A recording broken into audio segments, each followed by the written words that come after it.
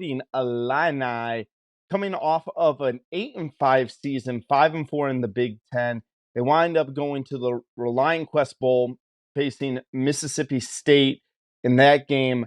I don't think that they had a chance winning that football game after the death of Coach Leach. So they played their heart out in that game. It was an ugly game. It was a very sloppy game. But, Mississippi State was playing with too much emotion for that one. So a little tough there. They wound up finishing off 2022 with 3 losses in their last 4 regular season games. You take a look, they wound up losing to Michigan State, losing to Purdue. Both of those were at home. Then they traveled to Ann Arbor. They were winning that game most of that all the way through about the fourth quarter there. Won't bring up some things that happened in that game there, but Michigan winds up winning it, and it kind of has Illinois tumbling. So let's take a look at the 2023 version of the Fighting Illini. Lost a bunch in that great secondary, but they do have some nice things coming back here. I mean, your quarterback's gone. You lose Chase Brown at running back. You obviously those 3 starters in secondary. But I think even the bigger loss is Ryan Walters, the defensive coordinator, is now the head coach at Purdue. How do you replicate that nation-leading, 12.3 points allowed per game and giving up 263 yards a game? That staunch defense is what really built the Illinois program. The offense wasn't world beaters. They weren't scoring 30 or 40 points a game.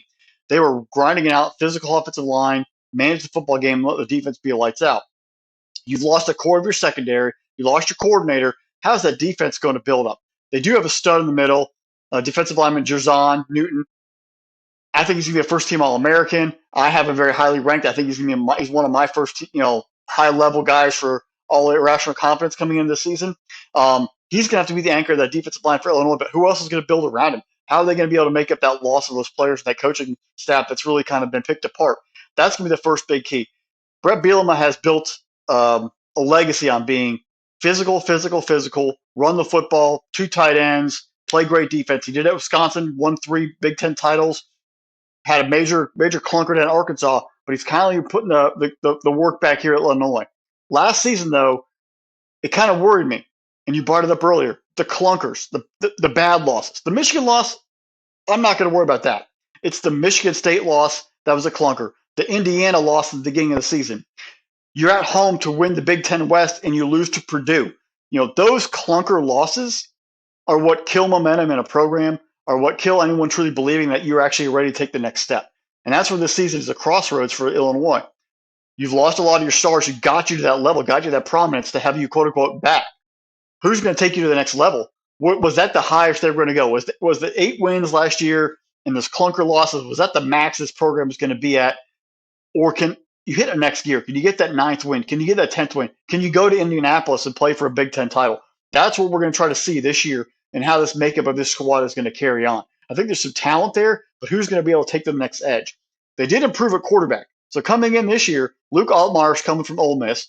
He's left after they brought in 27,000 quarterbacks down there in Oxford. He's now coming in to try to revitalize this Illinois offense, get a little more downfield threat, a little more passing attack, because as we've seen, Wisconsin's offense is going to improve. They're going to have adults running the offense in Nebraska. Obviously, Michigan and Ohio State, they're lethal. Penn State's lethal offensively. You're going to have to score some points at Illinois.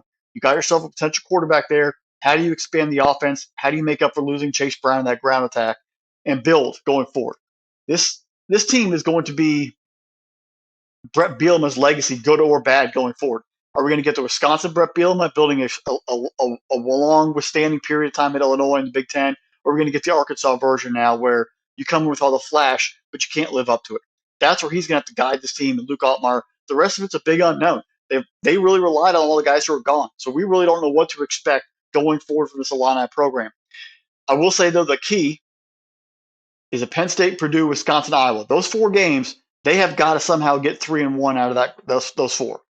Do they lose to Penn State and beat everybody else? They avoid Ohio State and they avoid Michigan until potentially going to the Big Ten title game. But in this schedule's manageable, but you've got to go 3-1 out of those 4 to give yourself a chance to really make a threat and make a run.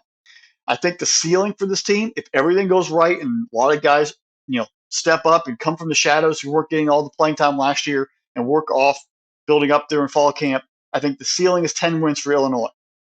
But on the other side, the floor is 6. There's just so much unknown. They could be a 6-6 football team. They could be a 10-2 team going to Indianapolis and playing for a Big Ten title. But it really comes down to, how does Luke Altmaier perform at quarterback, and how do they make up for all the losses and deficiencies on defense that are coming in this year? What does Brett Bielema do to keep this program going in the right direction? I'm actually very intrigued. And the Kansas game is going to be, I think, should be must-watch TV for everybody, because two programs on a trajectory. Are they both going up? One's going up, one's still paused, plateaued. What are we going to find out? There's talent here, but how can this talent be nurtured and developed to really take the next step in Illinois and Champaign? Yeah, I'm intrigued to see what Altmaier does, man. I really think that's a great addition for the Illini this year. And he comes in with, it was a tough situation down there in Ole Miss.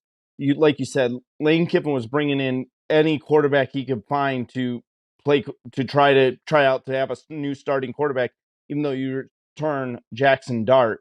I think the biggest thing, though, for Illinois, if I'm talking about the positives on their side, is Reggie Love III coming back, who is the kind of the spellback for Chase Brown last year. 330 yards, averaging 4.6 yards a carry last year. Expect to see him have a bigger load going into the season.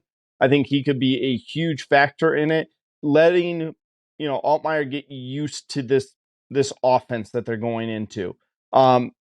You take a look at Isaiah Williams on the outside there, 5'10" wide receiver there. He comes back, 82 catches, 5 touchdowns last season. I like him a lot. I really think he could be something real special there. And then on top of that, you take a look, but where are they going to get that big play thing? And that's Jacksonville's own Pat Bryant. 6'3" wide receiver. He's going to be a junior, 34 catches, 2 touchdowns last season. I think I'm waiting to see him take the next big jump there and be that real superstar on them. You're right, Fresh. This is a team of complete unknowns. Their schedule is interesting. It's not easy. It's not difficult. You miss both Ohio State and Michigan out of the East there. You get Penn State very early in the season. Now, Penn State, we think, is going to be a very, very good football team. But they have a lot of things to go through right now to start the season. And you get that game in Champaign. So if you go in, and we were just talking about with Kansas, if you got that week 1 game versus Toledo, that's no easy game. Toledo is probably one of the best teams in the MAC right now, but it is a winnable football game. You're going to be favored in that game. Kansas is going to, just as much as the Illinois game is going to tell us about Kansas, we're going to learn a little bit about Illinois week 2. If they can go down into Lawrence, get that victory, and they're 2-0 going in to the home game against Penn State, all of a sudden you could see the ball get rolling. What I think Illinois needs to do this year is they need that momentum. They need the momentum train to go for them. So all of a sudden you see, if they were able, and I don't think so, I think Penn State's going to be a heavy favorite in this game. I would say a 2-touchdown favorite at least. But it's the preseason, Fresh, so let's play the what-if game. Let's say Penn State great that you pulls that off. Or it's great you say momentum, because if you look at last year's team, that Indiana loss, they were leading, and Indiana started getting some progress, and they just couldn't stop the momentum train the other way. The loss versus Michigan, momentum train going the other way. The loss versus Purdue, momentum train. They were in the football game, and then late they just couldn't stop the negative trends. That's something I think that's going to the coaching staff, getting with the players and getting them lined up and getting them focused mentally to be able to just stay in the football game and play a full 60 minutes. Right. And I'm fascinated to see, because there's a lot of, I think, trap games for them. And when I say that, I'm looking at Nebraska. We don't know what Nebraska is going to be. I don't think they're going to be great in year 1 of Matt Rule, but I know that they're going to be better than what they were. Wisconsin, I'm having a hard time betting against Wisconsin, but both those games are in Champaign. You take a look at the end of the season. If you can have like 6 wins or 7 wins going into the month of November, at Minnesota, Indiana, at Iowa, that's a tough one. End the season with Northwestern. you're looking at a 9-win football team. I have 9 wins as their max point here for this season. I know you went to 10, and I'll say this: I have a hard time seeing less than.